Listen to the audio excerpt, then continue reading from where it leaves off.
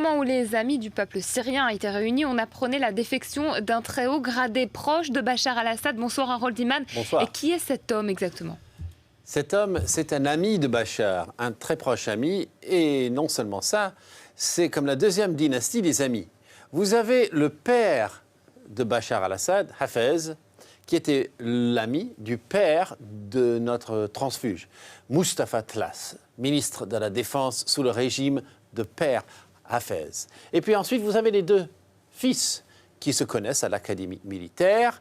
Tout ceci va très bien, il monte en grade, on lui donne de belles voitures, de beaux cigares, et puis finalement, changement d'attitude, ça commence à ne plus coller, et finalement, il se terre dans un appartement, il attend depuis 1 an de faire quelque chose, et voilà qu'il est parti pratiquement au nez et à la barbe de son geôlier, naguère grand ami.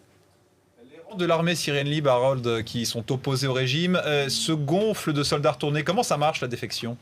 Alors, la défection, selon eux, est en pleine hausse. Et donc, le plus typique, ce sont des troupes qui sont envoyées réprimer, particulièrement dans cette partie nord-là, parce qu'ils sont tout près d'une frontière, et ils profitent de l'occasion pour déposer les armes et se faire accompagner jusqu'à la frontière par l'armée syrienne libre. Cette armée syrienne libre, qui, elle, est l'armée de l'opposition, ne peut pas toujours les aider. C'est très difficile de les faire sortir en grand nombre.